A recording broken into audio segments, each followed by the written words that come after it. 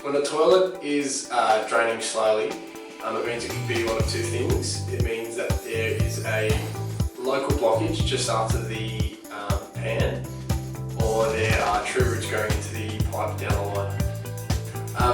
You'll start to see the toilet not draining as it normally should, and you'll see a build-up of water around the toilet brim.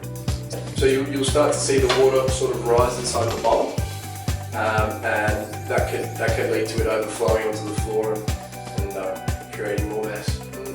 If there is a blockage and the toilet isn't sealed properly, you will get water seeping out of the connection onto the pipe. Yeah. Depending on the blockage, if it's not as severe as true roots, you can usually plunge it, and that involves getting a rubber circle connected to what's sort of like a broomstick, and you should create an air suction and plunge it down the line.